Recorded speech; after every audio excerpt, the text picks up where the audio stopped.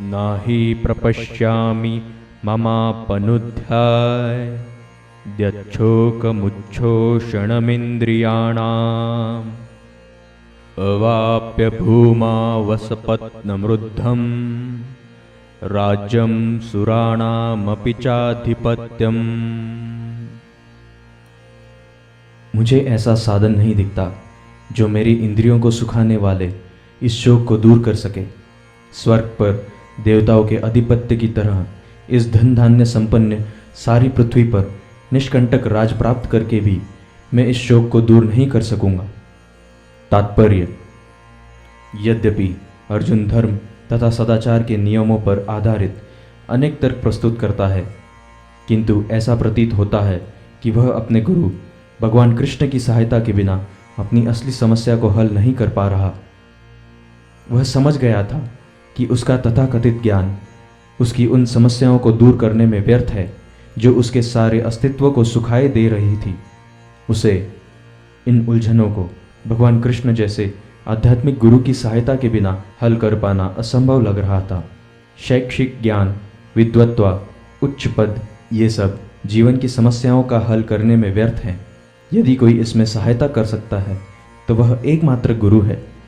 अतः निष्कर्ष यह निकला कि गुरु जो 100% कृष्ण भावना भावित होता है वह एकमात्र प्रामाणिक गुरु है और वही जीवन की समस्याओं को हल कर सकता है।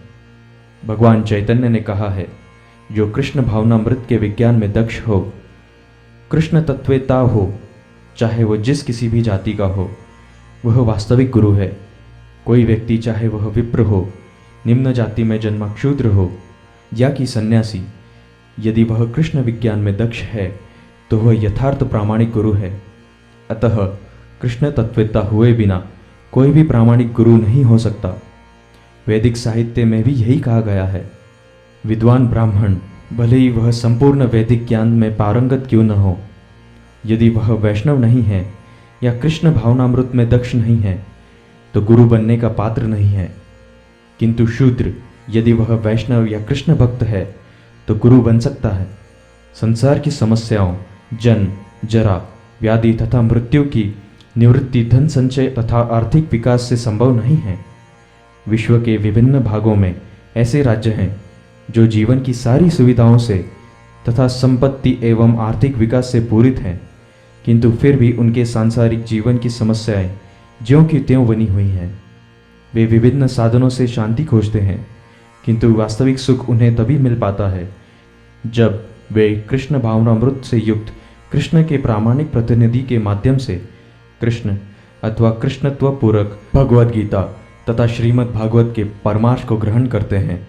यदि आर्थिक विकास तथा भौतिक सुख किसी को पारिवारिक, सामाजिक, राष्ट्रीय या अंतर्राष्ट्रीय अव्यवस्था से उत्पन्न हुए शोकों को दूर कर पाते तो अर्जुन यह नहीं कहता कि पृथ्वी का अप्रतिम राज्य या स्वर्गलोक में देवताओं की सर्वोच्चता भी उसके शोकों को दूर नहीं कर पाती। इसीलिए उसने कृष्ण भावनामृत का ही आश्रय ग्रहण किया और यही शांति तथा समसरता का उचित मार्ग है। आर्थिक विकास या विश्व अधिपत्य प्राकृतिक प्रलय द्वारा किसी भी क्षण समाप्त हो सकता है। यहाँ तक कि चंद्रलोक जैसे उच्च लोक की यात्रा भी, जिसके लिए मनुष्य प्रयत्नशील है, एक झटके में समाप्त हो सकती है। भगवद गीता इसकी पुष्टि करती है। जब पुण्य कर्मों के फल समाप्त हो जाते हैं तो मनुष्य सुख के शरीर से जीवन के निम्नतम स्तर पर गिर जाता है। इस तरह विश्व के अनेक राजनीतिज्ञों का पतन हुआ है। ऐसा अधः पतन शोक का कारण बनता है। अतः यदि हम सदा के लिए शोक का निवारण चाहते हैं तो हमें कृष्ण की शरण ग्रहण करनी होगी, जिस तरह अर्जुन ने की। अर्जुन ने कृष्ण से प्रार्थना की कि वे उसकी समस्या का निश्चित समाधान करें, और यही कृष्ण भावनामृत की विधि है।